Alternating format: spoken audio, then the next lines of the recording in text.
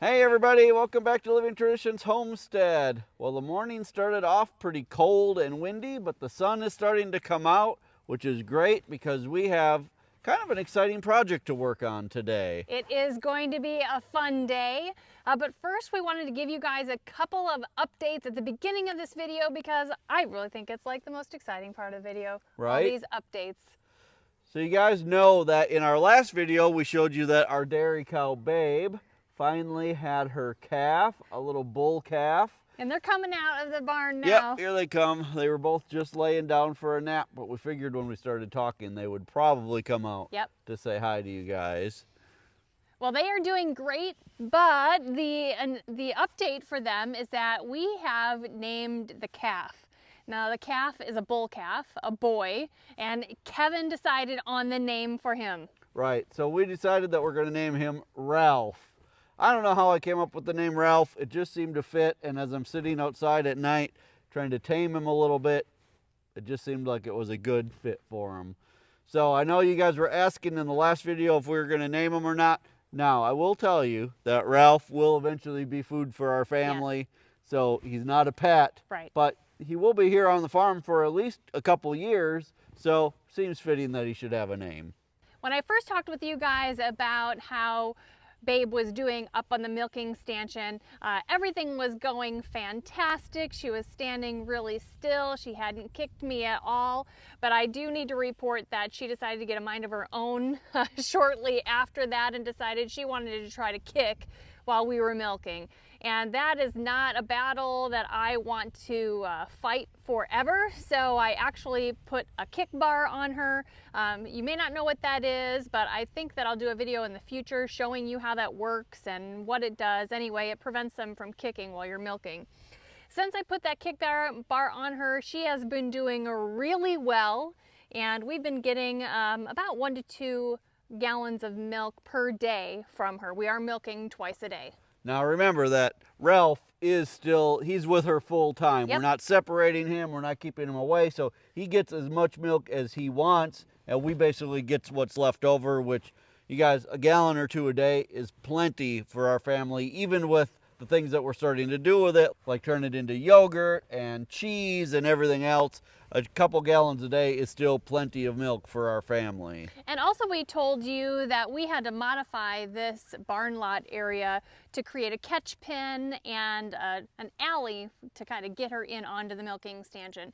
She has settled into that routine really well, and we've actually been able to take away one of the temporary fences. We had like an electric fence area so that she couldn't go beyond into an open area. Anyway, she's progressed so well that we've been able to take that electric fencing down, and she's going really nicely into the catch pen.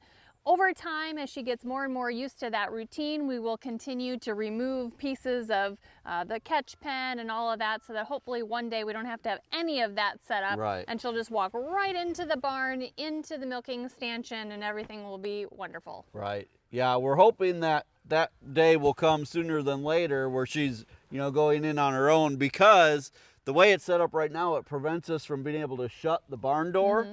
And in the winter, when it gets really cold and windy, it's going to be nice to be able to shut that door while we're in there milking, just to keep the wind off. I mean, there's no way to heat that barn, but it'll at least keep the wind off. So we're hoping by the time winter gets here, we'll be able to really shut that door and be a little warmer in there. But I'm not really worried about it yet, you guys. She's only 11 days post-calving, so she's doing a fantastic job in that short amount of time. Now, the next update that we had for you guys is about our other herd of cattle, our beef cows, our beef herd. And we talked to you guys earlier in the spring and in the summer about how this year the amount of hay that we were able to get from our hayfield was quite a bit less than we've gotten in other years. But there's been a little bit of a silver lining in that we had a very long fall this year and the grass has continued to grow. And because of that, we just started feeding hay 2 days ago. Well, December 1st was the first day that we started feeding hay to our cows. Now, that may not seem like a big deal, but you guys, in past years, we've had to start feeding hay November 1st or right around the beginning of November.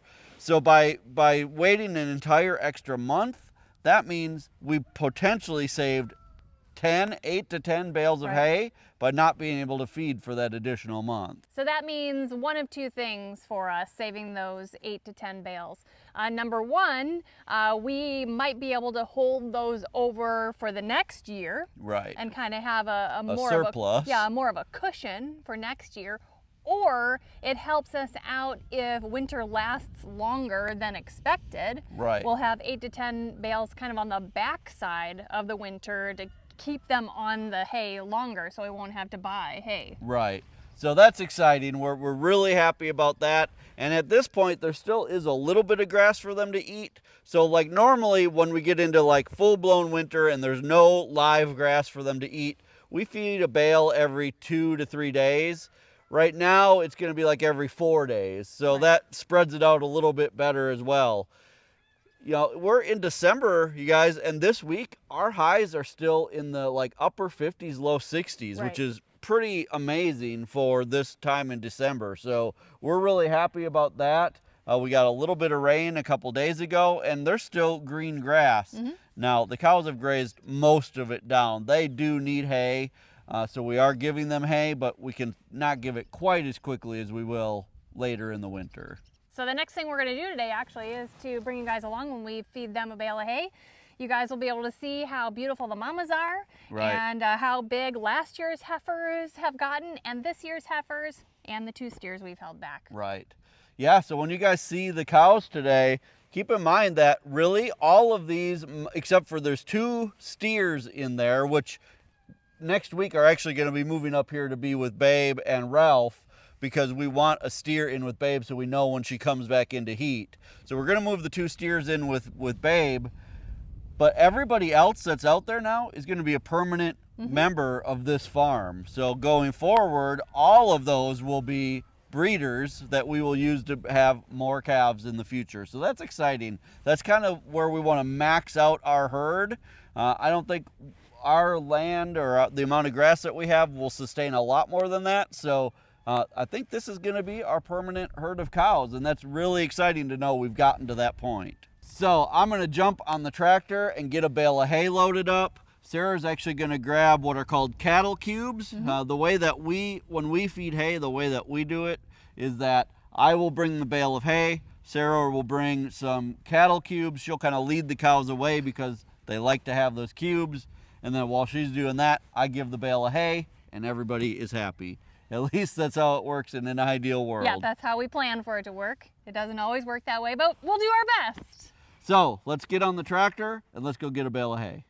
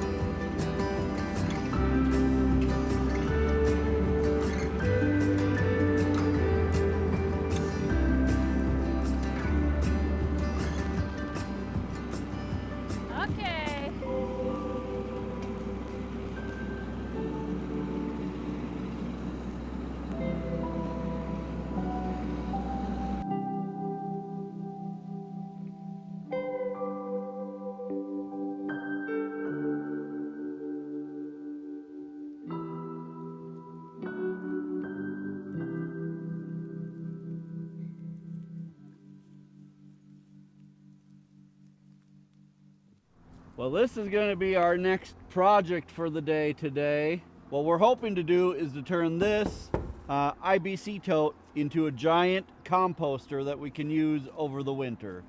So let me give you kind of a rough idea of what my plan is. Now, a lot of you who have watched us for a long time know that I normally don't have a whole lot of a plan when I start something. I have it up here, but I haven't like figured everything out, and I just kind of figure it out as we go. But here's the basic idea that I have in my head. You guys have seen, I'm sure, composters that are made, maybe they're out of a drum or something like that, that you can put like kitchen scraps in and all of that, and then you like spin them so it flips the compost inside. Well, I was thinking about this container, and I thought, what if we could make something similar to that, but on a really big scale?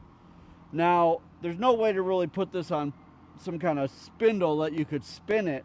But what I'm thinking is, because we can move this with the tractor, what I'm hoping to be able to do is, slowly fill this thing up with manure and clippings from the garden and stuff like that, and then use the tractor to kind of flip this over to spin everything around inside of it.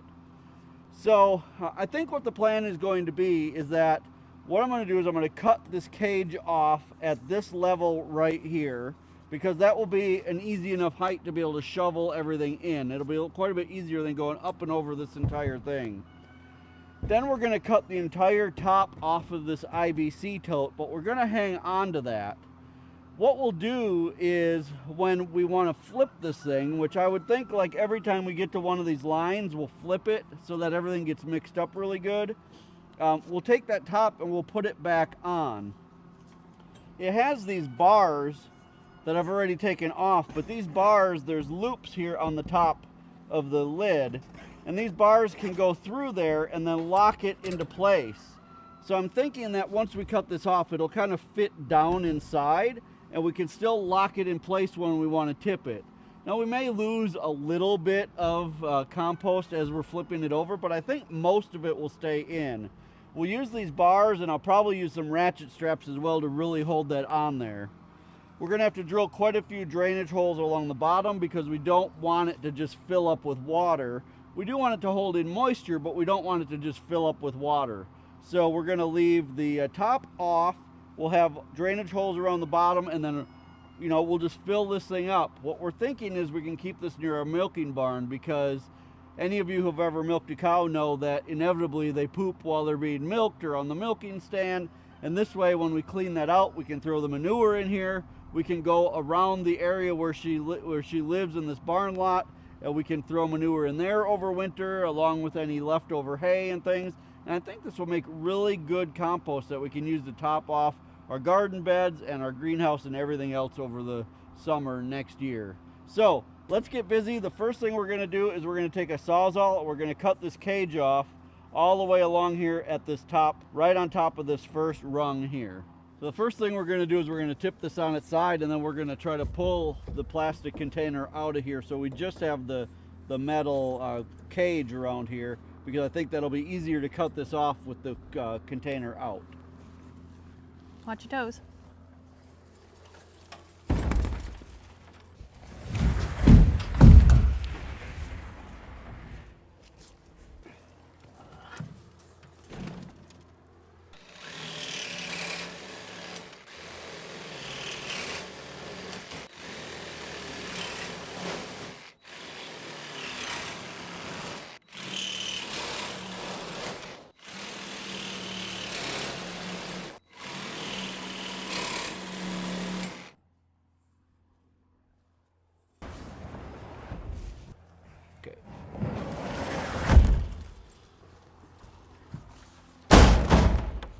All right, so now that the top of that cage is off, the next thing we're going to do is we're going to actually cut the entire top of this container off.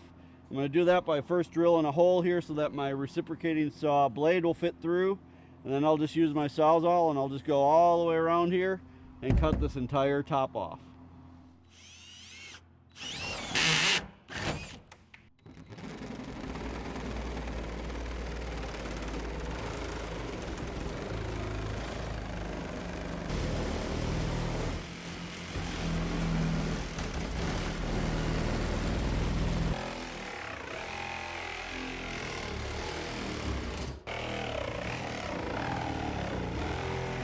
we've got a little bit of a plan. Sarah actually came up with a great idea that I think is going to work.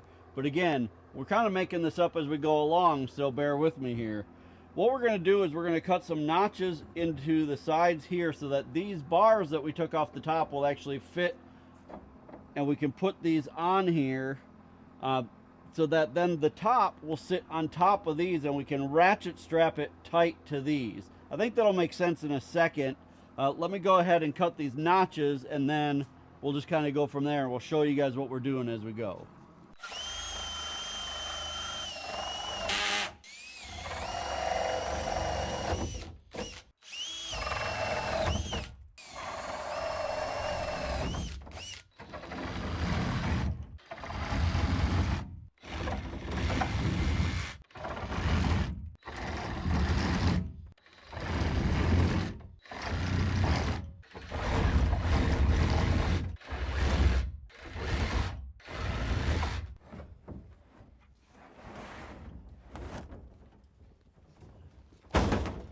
All right, we have our notches made in our container now, so we can put our cross braces back on here.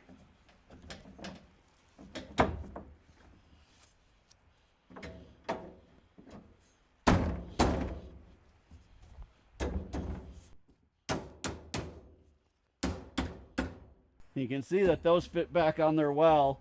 And now what these will do is this will prevent the lid from falling completely inside, which is what happened when we originally tried to put it back on. So now the next thing that we need to figure out is how we're going to hold the lid on so that when we roll this thing, it doesn't let all the compost fall out.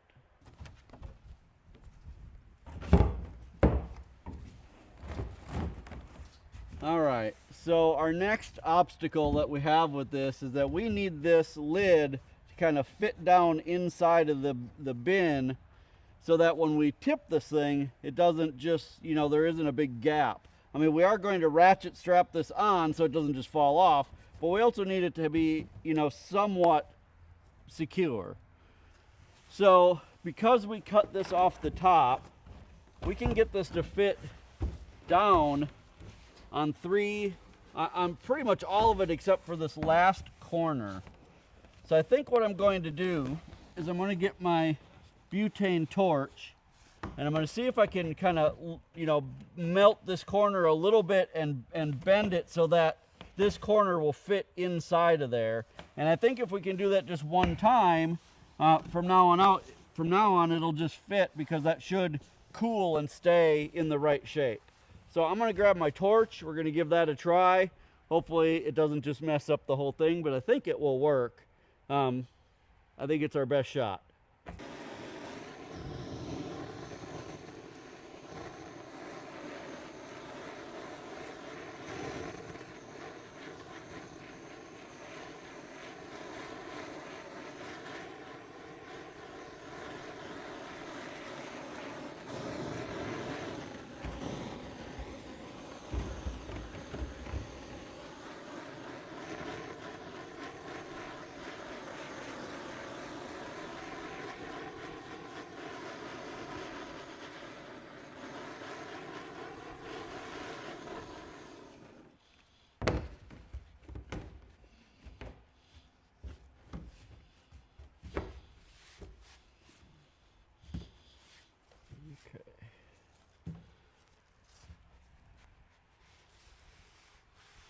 All right, well, it fits down inside now. It did make a little gap right here, but if a little bit of stuff falls out there, I don't think it's going to be that big of a deal. At least our lid is nice and secure. And now when we put ratchet straps over, I think it'll stay pretty good. I really don't think that's going to be that big of a deal to have that one little opening. I mean, yes, a little bit of stuff could fall out, but big deal, I guess. I don't really care if we lose a little bit. If it's that big of a deal, I'll scoop it back up and throw it back in. All right, I'm going to let this sit for a few minutes so it stays in that shape. And then I think we need to take this out, flip it upside down, and drill a bunch of holes in the bottom. All right, we're going to take this lid off. It's cooled now. You can see it stayed that shape, so we should be able to put it back on all the time. I guess one advantage of getting into cooler weather, it cooled off faster. Now we're going to take this, we're going to have to take these bars back off. We're going to take this out, and then we're going to flip it upside down, and we're going to drill a bunch of holes around the bottom so that there is good drainage in here. We do want the stuff we put in there to stay moist, but we don't want it to just sit in water and rot.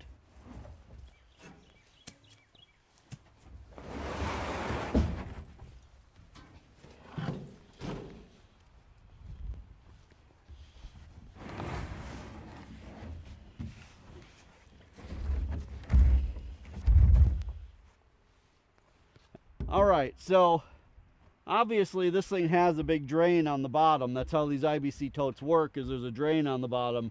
My fear with only having that and not putting any other drainage is that this could get clogged up with the compost that we're putting in there. So we do want some other drainage. I'm not going to put them on the very bottom though. I'm going to put them kind of like we do with our tubs that we use in the greenhouse. I'm going to put them just off the bottom so a little bit of moisture can stay in the bottom. We just don't want a ton. So I'm going to use, it's an 1.25 inch spade bit here. I'm going to put 4 holes on each of these sides and 3 holes on the shorter sides, and I think that will be plenty.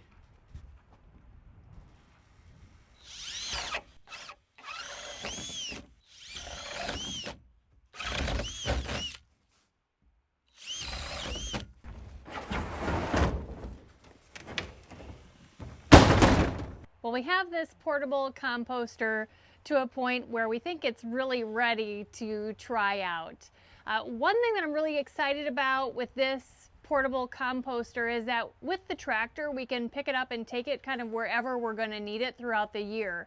Right now we have a wagon in the milking barn that needs to come out that has quail manure and some cow manure in it. And we have one compost pile that we can take that stuff out of the pile and put in here. Maybe we'll go and put some cow patties in here from the barn lot. We'll see, but it is time to test it out. We're gonna fill up this with, just some things, not all the way up to the top. Roll it around and see if it works like we had imagined.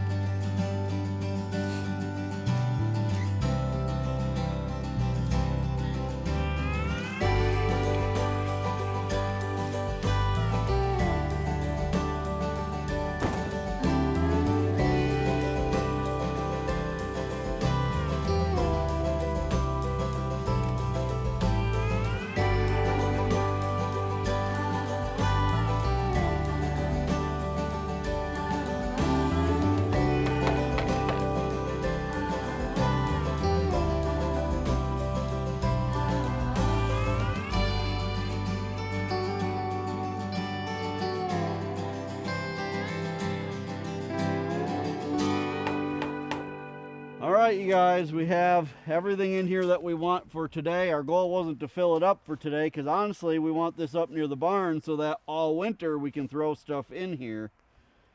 So we're going to try putting the cover on, we're going to ratchet strap it on, and we're going to try tipping it and rolling it. I think for today we'll be able to roll it by hand, but obviously as it gets more and more full, we're going to need the tractor to roll it.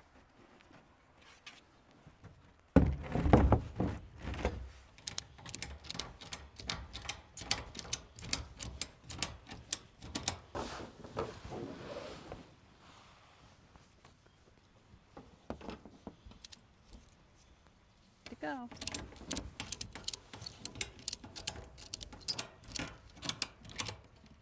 So we're gonna... Moment of truth, we're gonna tip it. The plan is this.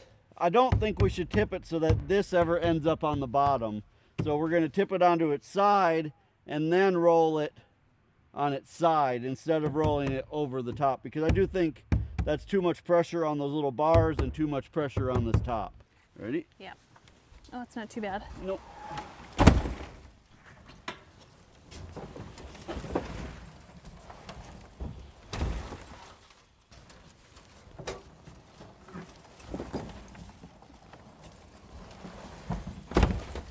Well, it sounded like it rolled around in there a lot. Yeah.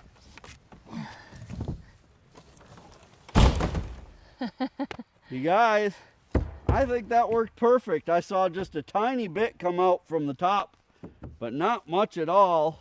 Well, on the top, the Should we lid take part. the lid off and look inside? Yeah, the lid part didn't It didn't move at all. It didn't move at all. It did a really great job.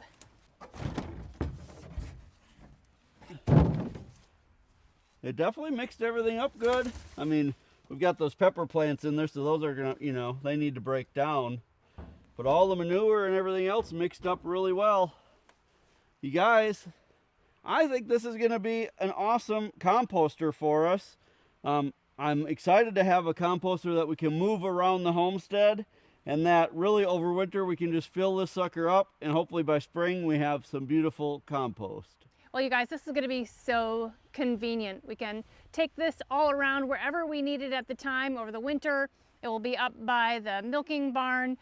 When I clean out coops, we can move it over to the coops, and I can just shovel the manure and the bedding and stuff right in here. Right. We can leave the top off all year round so that it gets watered by the rain. Yeah, the plan is to leave the top off unless we're rolling it around. Sure, right.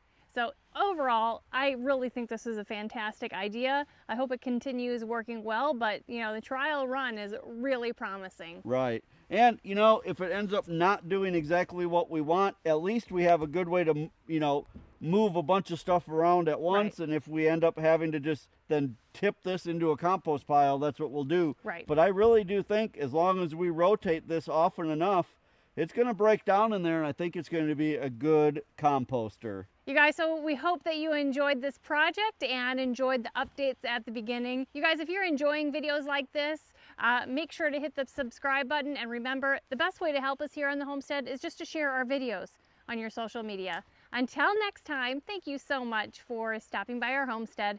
Take care, and God bless. God bless.